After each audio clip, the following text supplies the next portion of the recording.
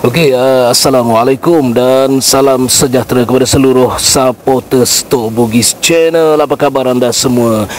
Jangan pelik, lokasi kami berada di sebuah pantai yang dinamakan Tanjung Biru, berhampiran dengan Rumah Api Tanjung Tuan. Jadi lokasi ini Tok pilih untuk melakukan ala-ala behind the scene gitu kan. Kita bersantai-santai di tepi pantai.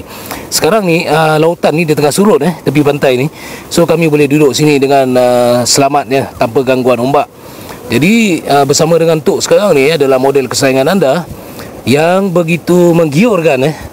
Kami ni bernafsu sebenarnya, tapi kita tahan nafsu kita ni. Okey.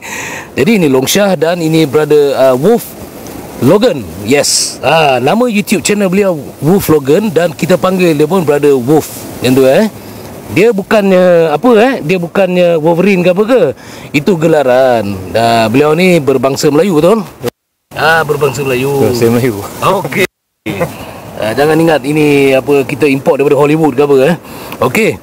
Jadi ada sedikit perkongsian lah daripada kami Kami ni baru selesai explore di satu lokasi yang agak padu jugalah bagi kami Dan kita akan kongsikan kepada anda serba sedikit perkara-perkara yang menimpa di Long Syah, di Tok dan juga di bro kita ni, bro Wolf kita ni.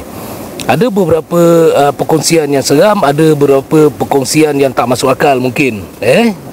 Jadi di mana lokasi yang kita nak rungkaikan misterinya ni? Lokasi yang telah kami explore sebentar tadi, berhampiran juga lebih kurang 15 ke 20 minit daripada sini, merupakan sebuah resort yang telah abandon. Jadi dianggarkan tahun 2016, 15 last dia punya ni kita jumpa beberapa footage dokumen tahun 2015. Lepas tu tak ada dah. Bermakna mungkin 2016 tempat tu dah abandon dan tim-tim lain yang pernah datang dan sebagainya biasa juga datang situ. Mereka mempunyai pengalaman mereka tersendiri, pengalaman seram, pengalaman pelbagai lah. Dan pengalaman kami berbeza pula pada malam ini. Dan kita mulakan dengan Long Syah. Sebelum Tok bercerita pengalaman Tok tadi masa buat solo explore Jadi Long berjalan dengan brother kita, brother Wolf. Masing-masing ada pengalaman masing-masing tadi. Sekaranglah masa untuk kita sharekan kepada mereka semua apa yang Long hadapi, apa yang Long rasa, apa yang Long dengar. Silakan Long.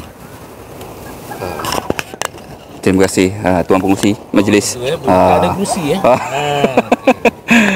Okey tuan-tuan, sedikit perkongsian pada Long semasa explore sama dengan brother Wolf tadi di lokasi sebuah unit rumah di bahagian tepi. Ketika kami sedang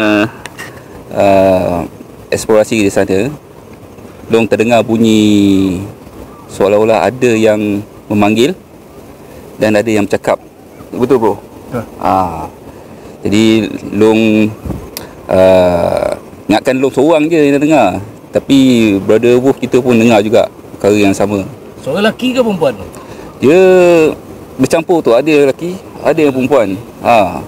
Di sebalik suara tu terdengarlah sayup-sayup bunyi orang sedang berborak begitu.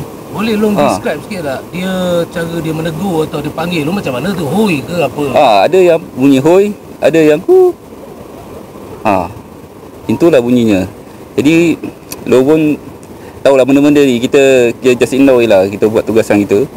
Kita tahu benda tu nak menyakat. Jadi kita teruskanlah eksplorasi lepas tu. Dan di ketika kami nak masuk ke lobi utama di tangga tu, bila Long naik nak masuk, ada sebuah pintu cermin. Bila Long melepasi pintu cermin tu, seolah-olah ada tangan yang memegang bahu ni, belah kiri. Dia cuit kuat jugalah. Lepas tu terdengar bunyi suara macam macam tu lah. Bro Wolf pun dengar juga bro?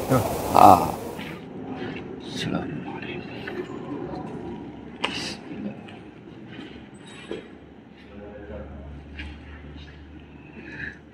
Sekejap Long ada rasa kat bahu belakang ni. Rasa macam ada orang pegang lah. masa nak masuk pintu ni tadi. Lepas tu ada dengar bunyi. Bro dengar tak? Bukan. Oh, sudah. Tak apalah, kita teruskanlah kita punya ni. Kerja kita ni. Bukan. Jom kita naik atas.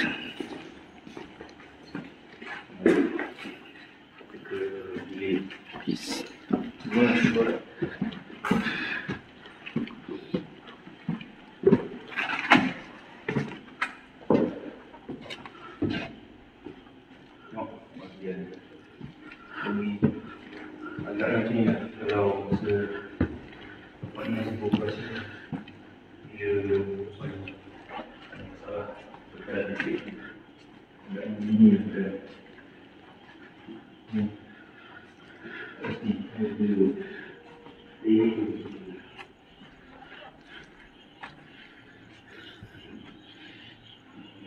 Ini mungkin bilik conference. Panjang table ni.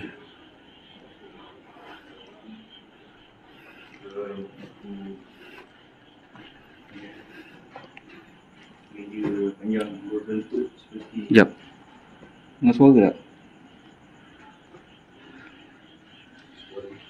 Belum dengar suara kat depan sana. Tak tahu lah masuk dalam rakaman ke tak. Kuat tak?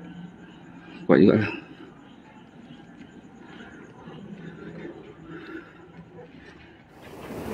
Jadi diorang tanya, bro, kau dengar suara tak tadi? Dia kata dengar juga. Tadi aku bahu kena cuit lah. Kuat juga dia cuit. Kat belakang Long tak ada siapa. Sebab bro dia masuk di pintu sebelah kiri Long, dan Long masuk pintu yang Long masuk tadi lah. Jadi agak pelik jugalah. Dia main cuit-cuit jugalah. Ini rumah yang spa ke? Bukan, ni lobby utama. Lobby utama. Lobby utama tu. Dan dekat kawasan lobby utama tu juga, di bahagian bawah, di bahagian kolam tu pun dengar juga suara apa ni, lelaki. Suara lelaki yang mendengus ke apa? Dia tak mendengus, macam hai. Dekat main tangga kan? Tangga. Tangga turun ke naik? Tangga yang reput. Tangga reput. Tangga reput. Tangga reput tu. Kat situ pun agak scary sebab kat situ pun rasa mengembang dia macam, sebab kawasan kolam kan, dan kawasan semak. Jadi kita orang ignore je lah.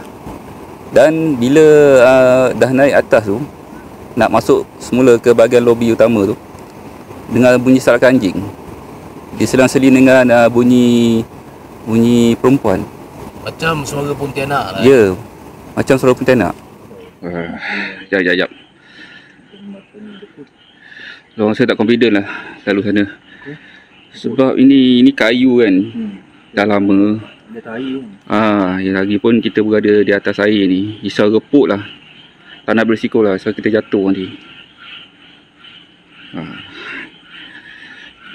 So kita utamakan keselamatan lah.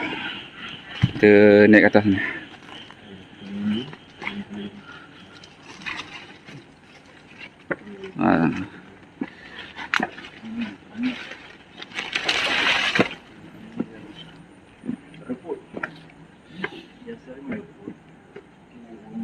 Tengok kayu ni pun dah reput. Ini kayu. Nampak. So kayu ni pun dah reput, apatah lagi yang jambatan kayu tadi tu. So apalah, kita tak nak lalu sana, kita teruskan. Kita lalu sini pula.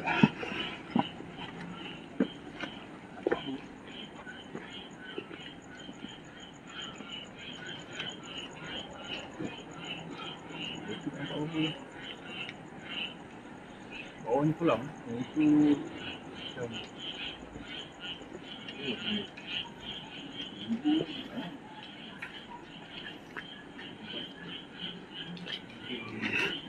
guys, Long terdengar suara perempuan.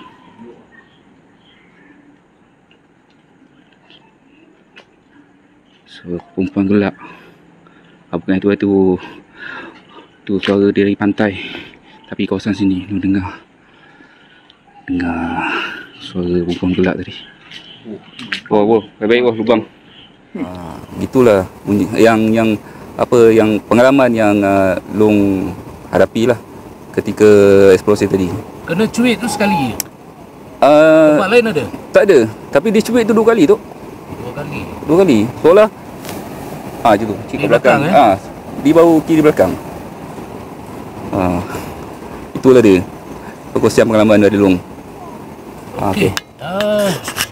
Satu perkongsian pengalaman yang agak menarik. Sebenarnya Tok bercadang nak tukar angle kamera ni maksudnya kita letak belah sana ke apa. Tapi Tok risau kalau anda nampak ada kelibat-kelibat orang berjalan, takut dia tak nampak kamera kami. Takut dia tersepak kan, gimbal atau kamera nanti rosak kan. Jadi itu yang Tok letak statik di situ agar kita boleh monitor kalau orang lalu lalang apa, kita boleh cakap berhenti kan. Takut dia tak nampak ke apa kan. Jadi kita dengar apa pula perkongsian daripada Bro Wolf kita ni. Mungkin agak seram ke ataupun agak melucukan ke kalau ada berlaku. Ada ke yang bagian lucu-lucu? Ni pegang sini macam ni. Okey. Kalau orang kata lucu, tak ada. Tak ada semua menyeramkan lah. Sebab ni pertama kali buat rakaman malam. Ini pertama kali. Ya, betul. Okey. Lepas tu bersama Tok Bugis dengan Long Shah. Mungkin saya gugup ke apa ke, ada setengah bahagian tu saya rasa macam nak kata kurang selesa tu tak juga, tapi macam dia menekan, macam mana cakap, Bubur kepala, emosi. dia macam rasa macam tegang rasa macam stres lah. Tak tahu stres apa. Mungkin sebab pertama kali explore malam apa kan, tempat tak nampak apa-apa kat berita. Itu bermaksud tahap gangguan yang dikatakan emosi atau gangguan mental. Dia bila emosi kita kacau, mudah untuk dia buat sesuatu. Sedangkan kita masuk dengan cara yang baik.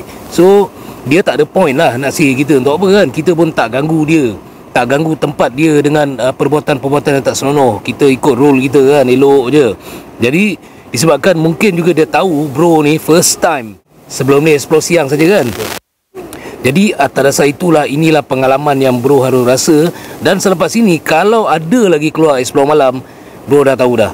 Kalau rasa stres, kalau rasa macam agak tekanan, dia tegang sikit kan, pemikiran ke emosi ke, itu merupakan salah satu gangguan ketika explore. Okey, pengalaman lain yang rasa tadi? Selain tu bunyi-bunyi lah, sebab ini pertama kali explore malam. Lepas tu hujan pula tu. Hujan kan banyak permukaan-permukaan semak samun, pokok. Tu ada atap-atap zinc semua. Dia bunyi bising. So saya macam antara bunyi nature dengan bunyi pelik tu bercampur aduk lah. Tu bila Long Shah cakap tu, saya dengar betul-betul pelik lah bunyi ni. Bunyi orang bercakap ke, orang main kat pantai ke. Sebab masa tu pun dah pukul 12. Pelik ke, takkan ada orang main pantai. Dah tu hujan pula tu kan. Bunyi anjing tu pun saya tak, mungkin saya tak rasa pelik sangat lah. Mungkin lah anjing betul, tak tahulah kan. Saya anggap tu anjing lah. Lepas tu satu masa Long Shah kata yang dia kena cuit tu, masa dia kena cuit tu, tiba-tiba dia kaku kat pintu masuk tu. Saya pelik lah, apa salah ni kan. Masa sebelum tu saya dengar bunyi macam suara lelaki lah. Garau ke apa? Dia kan garau macam Long Shah kata, macam mendesah lah, macam tu lah. Itu mendengus lah itu lah. Saya ingatkan itu suara Long Shah, sebab saya ingatkan dia tersangkut dekat sawang labah-labah ke, sangkut pokok apa kan. Semak kan, ada kadang ada pokok menjala kat pintu tu. Saya ingatkan dia tersangkut. Tu saya pandang dia macam pelik. Macam dia kata ada benda cuit dia kan. Tu ada bunyi, saya ingat suara dia. Rupanya itu bukan suara dia. Tu yang saya time tu rasa meremang sikit lah. Lepas tu dekat bahagian atas tu pun, dekat bahagian lobby tu, kat atas tu ada office. Ada bilik seminar yang ada macam meja bujur tu. Bujur macam surfboard. Macam papan luncur tu.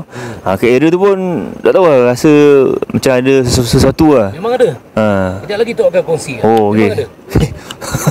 Lepas tu pula Long Syah cakap dia dengar suara lelaki dekat pemegang tangga yang reput tu. Saya pun dengar orang macam berborak, saya ingatkan orang kat pantai. Tapi fikir balik, bahagian tu dia menghadap dekat lain, pantai bahagian lain. Itulah. Walaupun ringkas, namun kalau anda menyelami betul-betul cerita beliau ni dan juga cerita Long Syah, anda cuba letak diri anda dalam, terlupa pula aku kau kat situ. Ingat kamera depan ni. Okey, anda cuba letak diri anda dalam situasi kami. Yang Tok punya lagi rare. Okey, maknanya kalau ada yang korang terlupa, tiba-tiba teringat, bagi tahu lepas Tok share kan, korang boleh tambah lagi. Okey. Perkongsian daripada Tok pula. Yang ini ketika aku berjalan solo. Biasalah, bila jalan solo ni memang menjadi satu kegemaran lah makhluk halus ni untuk ikut secara rapat, untuk mengganggu ataupun untuk kalau dia nak bertindak agresif. Tapi alhamdulillah tak ada perkara-perkara agresif kan yang berlaku. Namun yang first kali yang mengejutkan aku adalah kemunculan ular sawa batik yang dikatakan bahasa orang putih apa tadi? Python. Python. Tu Sedangkan bro ni dia pernah datang sebelum kami explore pada siang hari, betul? Juga berada di kolam tersebut. Sebab kita ada tengok video tu. Tak ada nampak apa-apa kelibat ular, betul tak? Ikan dengan berudu. Jadi agak memelikkan. Kami juga dah buat tinjauan petang tadi sama-sama. Sekali lagi bro ni ikut kami untuk tunjukkan kami sebab dia pernah pergi. Jadi memang tak ada apa-apa unsur-unsur yang dikatakan wah macam tempat permainan ular lah kat sini kan. Tak ada. Kita tak jangka benda tu tau. Kita tak jangka langsung. Jadi kalau anda tonton dalam video yang berikutnya ketika Tok solo yang dengan tim siang lah bila malam belum jadi host. Video yang solo tu ada dalam TBC ni juga. Ketika Tok menuju ke rumah yang paling hujung sekali yang dikatakan ada kolam dekat rumah tepi tu, ketika Tok tak sedap hati sebab hujan kan. Jadi kita faham je lah suasana yang lembab ni. Memang kegemaran haiwan berbisa ni Ni sekarang ni aku duduk sini pun risau kan ni. Sebab keliling aku gelap ni. Kan dia dah jadi satu fobia pula. 2 kali dah aku jumpa ular ni. Satu dekat Pulau Upih, itu pun dengan member kolaborasi juga. Dan yang ini bukan dengan member aku seorang-seorang. Ini lagi rare sebab aku seorang-seorang kan.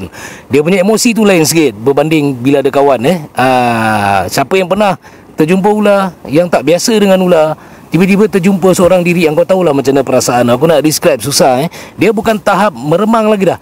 Dia jadi tahap memerang. Lebih daripada meremang. Kita risau kan ular tu kejar aku ke, ular tu boleh mematuk daripada jauh ke. Memanglah python ni dia tak ada bisa, tapi dia boleh menggigit Dia boleh menyondol. Apa bro cakap tadi? Dia ni menumbuk. Menyondol lah. Dia boleh menyondol. Sebab kita tengok tadilah aku tengok muka ular tu pun, dia macam keras tau. Dia punya muncung dia punya kepala dia macam keras. Dia boleh menyondol. Dan ada perkongsian dekat sini yang telah Tok share kepada anda dalam video tersebut, bagaimana cara kita nak menghindari haiwan itu daripada menjadikan kita sebagai sasaran. Jadi kita sekadar bertawakal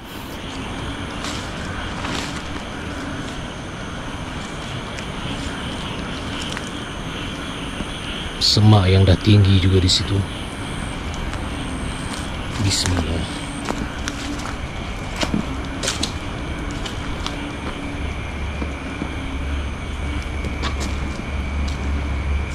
Allah, aku dah cakap dah, ular sawa besar depan kau tu. Kau nampak tu? Aku dah cakap dah. Aku ni yang aku tak sedap hati dari tadi ni. Kau nampak tak depan korang tu? Dia keluar daripada kolam yang aku nak pergi ni, bhai. Masya Allah.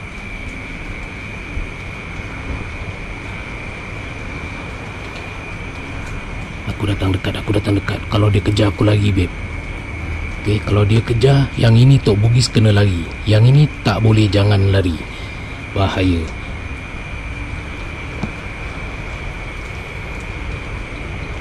Besar siap. Masya Allah. Innahu min Sulaiman wa innahu bismillahirrahmanirrahim. Dia dah masuk dalam tu nampak dalam air tu dia berenang dalam air tu tu ada dalam tu.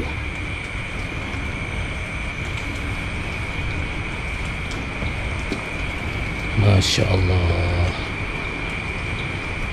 subhanallah, besar gila. Seram dah aku nak main dari sini. Gila. Kalau macam ni, aku rasa concern untuk bagi tahu kepada rakan-rakan yang lain agar hati-hati inilah juga petua yang dipakai oleh orang-orang lain. Itulah dia. Innahu min Sulaiman wa innahu bismillahirrahmanirrahim. Allah ta'alu alayya wa'tuni muslimin. Itulah dia. Dan kalau anda perasan ketika Tok menyuluh, dia seolah-olah tak nampak. Matanya macam dikaburi oleh cahaya lampu suluh Tok tu. Sebab tu dia bersahaja je. Jadi aku pun pelik juga. Dia ni tak nampak aku ke kan? Pelik juga, ular buta ke apa? Nak kata ular buta tak mungkin, sebab kita pernah dengar cerita ular ni berdendam. Kalau orang cuba bunuh dia, kemudian orang tu tak berjaya bunuh dia betul-betul, dia akan cari balik orang tu. Dia boleh memorize. Mata dia ni, dia macam kamera tau. Mata ular ni dia macam kamera CCTV yang boleh merakam, boleh flashback balik kejadian itu. Siapa yang khianat dia, siapa yang khianat anak dia. Macam itulah juga buaya, macam itulah juga rimau, macam tu jugalah gajah. Ini ilmu yang Tok share kepada anda. Haiwan-haiwan buas ini yang sebagai pemburu ni tadi ni, dia bersifat dendam. Kalau kau nak bunuh dia, kau bunuh betul-betul. Jangan sampai tinggal sekelumit pun badan dia kat situ. Kejap lagi dia punya keturunan, nampak keturunan dia cari kau. Macam itulah maksudnya. Faham tak? Dia boleh rakam segala perbuatan kau, dia boleh cam kau siapa. Tak dapat kau, keturunan kau. Macam tu, dia berdendam Jadi Tok yakin rakan kami yang bernama Tuan Ken dia lebih tahu tentang benda ni. Dia lebih arif. Kalau Tuan Ken menonton ni, Tuan Ken boleh komen di bawah. Betul lah apa yang Tok cakap ni, tentang jenis-jenis ular ni. Dia berdendam, dia boleh rakam mata dia tu, boleh cam orang tu. Betul ke tak betul? Jadi itulah pengalaman pertama aku tengah buat solo. Tiba-tiba ular melintang dekat depan aku. Yang pelik, bila solo dia macam tak nampak. Cahaya lampu tu macam merabunkan dia ke apa, tak tahulah kan. Dan bila aku bercakap depan kamera, dia macam buat tak dengar je. Padahal jarak tak adalah jauh sangat kan. Tok makin hampir dengan dia.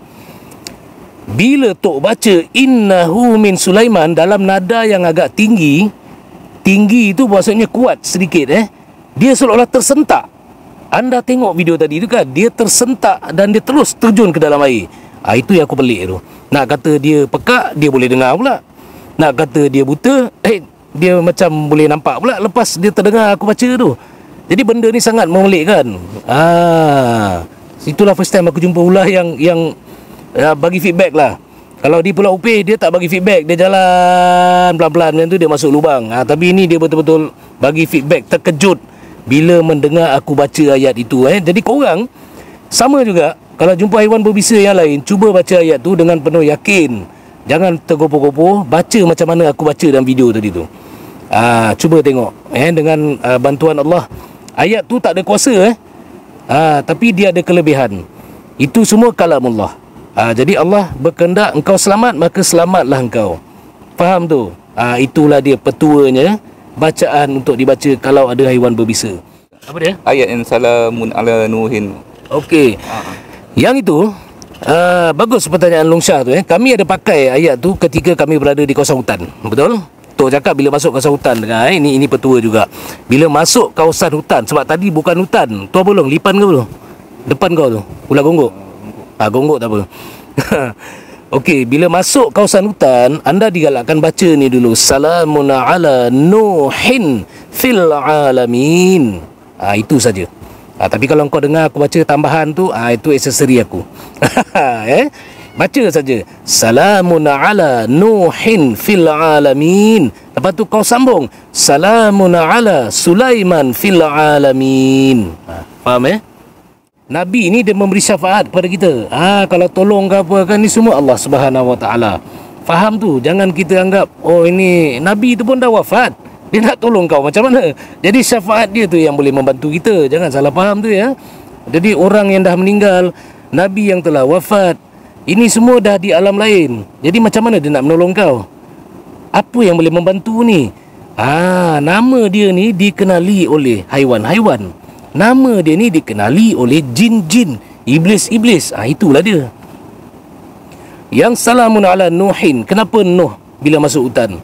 Nabi Nuh ni, kalau kita kenang balik kejadian bahtera Nabi Nuh, dalam bahtera tu dia menghimpunkan semua haiwan-haiwan berpasang-pasang. Betul tak? Itu yang kita belajar. Dan itulah yang kita diberitahu.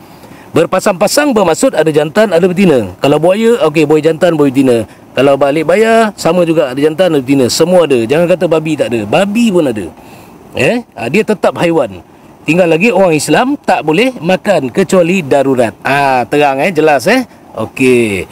Kemudian sebab itu kita digalakkan baca salamun ala Nuhin tu tadi.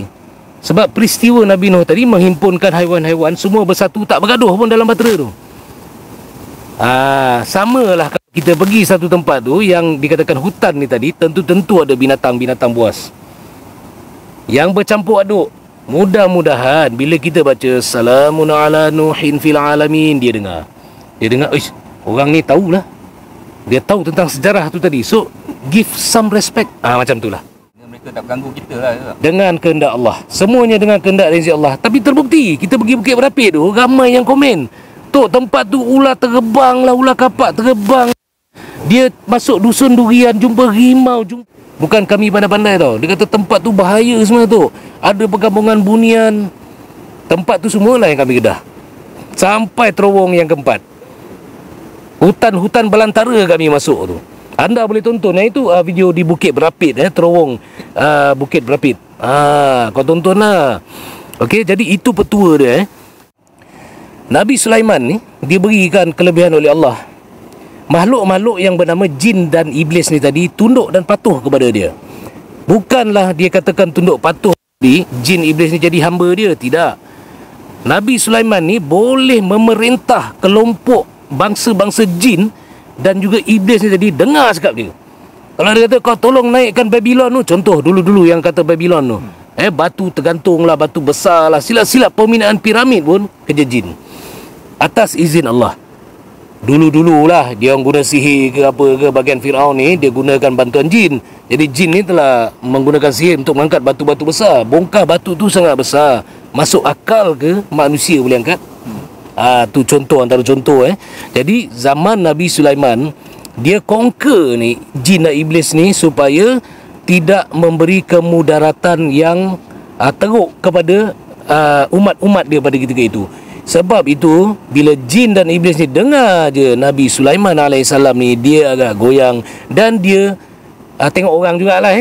Jangan kau, Tok, saya dah pakai tu innahu min Sulaiman, di kakuknya tongkat di kokaknya tengkuk saya. Jangan kau claim kat aku pula. Kan, tengok orang, kau dah innahu min Sulaiman, lepas tu kau memang gelupur kat dalam tu, pergi kencing, pergi berak, merata-rata, tak guna juga kau innahu apa pun tak jadi ke. Faham tu? Adab kena jaga. Kami pun pergi explore, rasa kencing juga kan, rasa nak kencing, rasa nak buang, tapi kami ada tempat khas. Bukan nak main buang sebarang kan. Kau masuk rumah orang, walaupun itu bukan rumah manusia, itu rumah makhluk halus, tetap kena jaga adab, sebab itu bukan rumah kau. Faham tu?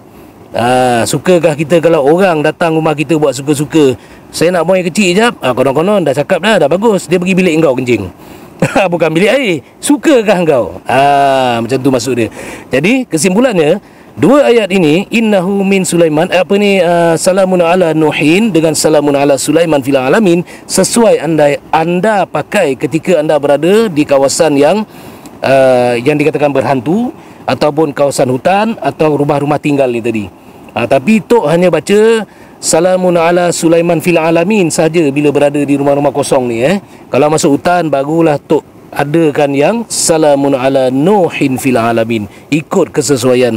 Tapi kalau aku tahu tadi nak jumpa ular sawa, aku dah baca dah salamun ala Nuhin fil alamin. Dan selamat juga, aku tak dicederakan pun ular tu. Janji selamat. Faham tu ya? Tak habis lagi cerita pula. Aduh, cerita seram belum lagi. Kejap lagi aku cerita seram lah. Penat lah. Korang lah pula ada tambahan apa-apa? Tak ada tu, tak ada. So far okey. Tak ada ya bro? Dah itu saya tadi. Aduh, nampaknya mereka makan gaji buta. Jadi aku lah kena kerja ni lebih sikit. Okey.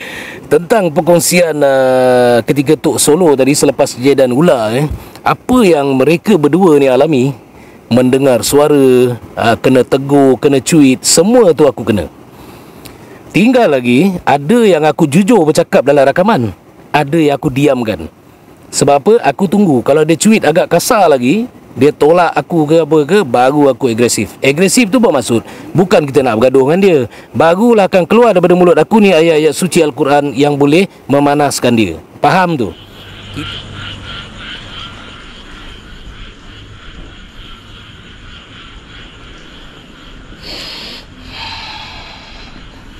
Tengok EMF meter aku. Bila slow dia mula. Ya, tu ada rasa mengemang ni. Siapa yang ada dekat-dekat ni?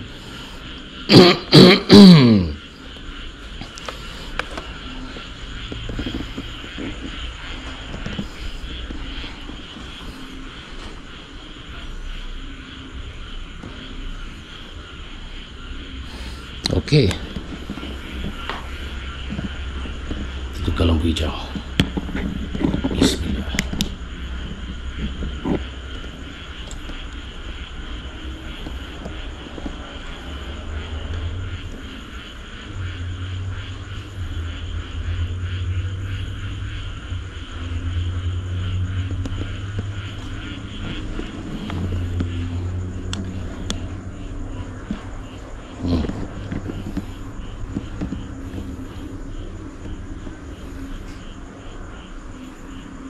Siapa tadi yang ada ikut berhampiran dengan Tok Bugis?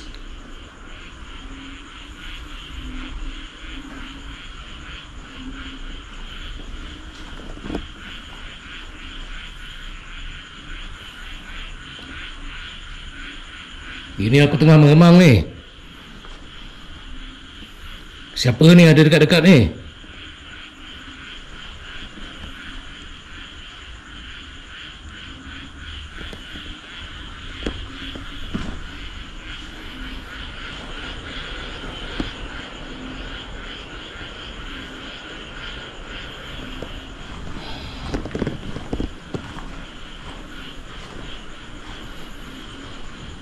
Kita jangan suka-suka. Sikit-sikit kau nampak hantu, dah baca kelang kabut. Nak baca. Bila kelang kabut, bacaan kau tak betul. Bila tak betul, dia gelakkan kau. Relax sudah. Selagi kamu tidak terasa macam diri kamu disihir, atau ada kemudaratan kat atas diri kamu, tiba-tiba kepala berdenyut, tiba-tiba kaki berat tak boleh melangkah, maknanya bila kamu dah hadapi benda-benda itu, ini ilmu dengar baik-baik. Kaki berat, kepala berat, semuanya berat lah. Kamu sedang disihir tu oleh makhluk halus tersebut. Kadang-kadang dia test, kadang-kadang dia bukan test, dia memang nak sihir kamu. Sebab dia nak halau kamu daripada tempat itu. Dia tak rasa privacy. Jadi apa yang perlu kamu buat ni? Itu yang Tok cakap tadi. Kalau aku mengalami benda tu tadi, ditolak dengan kasar ke, ataupun kerap sangat diganggu, lalu kepala aku berdenyut, badan aku sakit, nafas aku dah pendek ke, inilah ayat yang pernah Tok ajar dulu. A'udzubillahi minasyaitonirrajim. Lepas a'udzubillah terus baca. A'udzubikalimatillahi tammati min syarri ma khalaq. Lag lo. Tengok macam mana. Dia ganggu juga lagi, engkau masih lagi sakit kepala, engkau masih lagi berat nak melangkah, berdebar-debar, memerang, bukan meremang lah, memerang dah panjat tangan. Kan? Kau tambah ayat ini, pernahkan aku ajar kepada kamu semua. Paling senang, ayat paling last dalam ayat kursi. Wala ya'uduhu hibzuhuma wa huwal aliyyul azim. Mulakan dengan auzubillah juga. Auzubillahi minasyaitonirrajim. Bismillah tak perlu sebab kamu terus ambil ayat ujung bukan ayat yang pertama. Terus baca wala ya'uduhu hibzuhuma wa huwal aliyyul azim. Banyak aku dengar orang baca wala ya'udu. Wala ya'uduhu. Itu ejaan yang betul. Hamzah. Bukan wala ya'udu, bukan ain. Tengok balik lah. Aku bukan ustaz. Kita mengajar benda yang kita tahu saja. Tengok balik Quran tu. Wala ya'uduhu hifzuhuma wa huwal aliyul azim. Kata okey. Jadi Ada soalan tu. apa dia? Yang satu lagi ayat. Apa dia? Yang waqja al-haqu. Yang. Memang nak cakap belum habis. Oh, ya ke? Sabar. Silakan. Agak bernafsu ni. Okey. Silakan. Bila kau dah baca wala ya'uduhu, kau relax dulu. Jangan terus kita gelojoh sangat. Aku nak bakar dia, aku nak bagi panas dia. Hebat sangat kau ni ya. Kerana yang tengah test kau pangkat lagi tinggi, masak kau kan. Kita relax dulu. Tengok apa feedback. Adakah kau dah lega kepala kau? Adakah kau dah boleh bernafas dengan sempurna? Kau dah boleh berjalan? Masih tak boleh? Baru masuk yang tu. Step by step Barulah yang dikatakan wa qul ja'al haqqu wa zahaqal batil innal batila kana zahuqa. Al-Isra ayat berapa tu? 81. Surah Al-Isra ayat 81. Aku dah ajar dah benda ni dalam behind the scene sebelum ini di Tok Bugis Vlog korang jangan nak macam tu. Ni aku bagi sekarang. Dah banyak kali aku cakap benda ni dah. Okey. Selalunya lepas baca tu okey dah. Macam aku pakai dekat Bukit Langat yang suara nenek kebayan. Tu suara nenek kebayan tu Lepas aku pakai tu dah okey. Tapi kalau seandainya tak jalan juga engkau pakai las ni, ini bom. Ayat 4. Ayat 4 tu sebenarnya ayat perang. Jadi pada jalan fi sabilillah itulah sesuai dengan ayat 4 untuk perang. Zaman-zaman 13 Mei dulu perang terbang. Zaman-zaman selendang merah, selimpang merah apa semua tu, itulah dia ayat 4. Anda yang mana yang dah tahu, amal dan pakai kena pada tempatnya. Jangan sikit-sikit ayat 4, sikit-sikit ayat 4 salah tempat dia melompat. Macam itulah. Kena sesuai pada tempatnya. Ayat 4 ni ayat perang. Mana kata itu yang Tok cakap tadi, tak jalan semua benda alas kau baca ayat perang. Itu maknanya kau nak perang sangat kan? Ni ayat ni. Ayat itu tiada kuasa. Sekali lagi Tok ulang. Apa saja ayat yang ada tidak ada kuasa melainkan hanya dengan bantuan Allah Subhanahu wa taala. Yang maha berkuasa hanya Allah, makhluk tiada kuasa. Ingat tu, walaupun ayat itu pun tak ada kuasa. Yang boleh menjaga kamu hanya Allah Subhanahu wa taala. Macam mana kamu hebat beramal sekalipun, ayat yang kamu ada pendamping ke, wafak ke, kodam ke, apa ke, benda-benda itu adalah perkara yang sia-sia, lagi syirik dan kurafat. Kenapa aku cakap macam tu? Jangan tanya, sebab aku sendiri pernah buat benda-benda macam tu. Jadi aku tahulah sia-sia atau tidak. Dulu dulu, bukan sekarang. Dulu. Dan Tok yakin di kalangan penonton ini juga ada juga yang mengamalkan benda-benda macam ni sebelum-sebelum ini. Tangkal, wafak dan sebagainya. Benda-benda itu seolah-olah boleh membantu diri kamu. Itu perbuatan yang sia-sia, syirik lagi kurafat. Hanya Allah yang boleh membantu. Kalau kamu cakap ini ikhtiar, betul lah ikhtiar. Kalau macam tu, samalah dengan ayat ini. Long, nak beli nombor tak besok? Mana boleh ya, haram. Mana boleh tu? Ayah pula. Kantoi. Mana boleh tu? Haram. Tak haram. Kita ikhtiar. Nampak? Nampak kan? Macam mana ni balik? Tu nanti share tu. Apa tu? 50-50. Diam-diam lah. Ni dah dengar ni. Dah tak boleh 50-50. Gurau. Benda haram tetap haram Zaman jahiliah kita dulu memang semua kita langgar. Okey. Jadi itulah perumpamaan yang Tok beri. Kalau kamu kata ini jalan ikhtiar tu, kita pakai wafak, kita pakai tangkal, ikhtiar. Yang penting kita ikhtiar. Betul ikhtiar. Adakah ikhtiar kamu berlandaskan sunnah wal jamaah? Itu soalan dia. Adakah Rasulullah suruh kita macam tu? Adakah Rasulullah sendiri memakai benda-benda itu untuk menjadi hebat? Kena usaha jadi hebat, namun ikut garisan ahli sunnah wal jamaah. Macam tu Aku ni bukan pandai sangat tau. Aku bukan orang yang bijaksana. Tidak. Geti sikit aja. Macam tu. So kita sharekan benda yang kita geti. Benda tak geti jangan share. Faham tu? Jadi samalah juga macam Tok cakap tadi. Kalau macam tu bolehlah kita beli nombor. Ini ikhtiar. Ikhtiar juga. Daripada kita duduk saja kita beli nombor, menang dapat duit. Kan? Haram kan? Okey, faham tu Jadi itulah antara tips-tips yang telah Tok beri kepada anda kalau dapat gangguan apa semua Macam Tok cakap tadi, Tok juga menerima gangguan, kena cuit, kena panggil, macam-macam suara yang keluar, suara lelaki, suara perempuan, ada yang panggil tok, ada yang panggil macam tu pun ada yang mendengus, macam-macam. Jadi itu perkongsian daripada tu. Dan sebelum kita menutup sesi buang tebiat kat sini ni bapak-bapak orang ni ini Cik Rezeki bukan buang tebiat. Okey, ada tak apa-apa pesanan Long buat mereka? Kejap lagi bro pun kena cakap something yang boleh ni pada mereka. Manalah tahu kan, first time nak try explore malam, bro dah rasa dah boleh bagi advice kat diorang. Kita mula dengan Long dulu. Apa-apa pesanan, pegang ni kau sendiri. Senang buat duit tu okey. Itulah pesanan pada Long. Okey, terima kasih. Aku cakap senang buat duit. Wajar kan, wajar. Okey, bro, yang pernah rasa tadi ni, jadi apa pesanan untuk member lain yang baru nak buat belah malam ni? Bagi pendapat saya lah, kalau kita kurang ilmu ke ataupun kita anggap salah satu benda yang kita buat tu macam buat je lah, tak ada apa sebenarnya. Itu semuanya, itulah semua perasaan ke apa lah. Kita kena hadapi tu baru kita tahu apa benda yang kita hadap. Betul. Kadang-kadang tu kita anggap tu macam boleh ditafsir dengan logik akal, tapi sebenarnya salah. Tak semua boleh kita tafsir dengan akal sebenarnya. Lagi satu, paling kurang pun kita tahulah potong-potongan ayat yang sesuai dengan keadaan. Dia simple lah. Yang mudah untuk kita sebagai peninding lah. Jangan kita kadang ni tu lah manusia kan, kadang kita orang New Zealand panggil jobor lah. Dia lagi nak bunyi mencarut tu.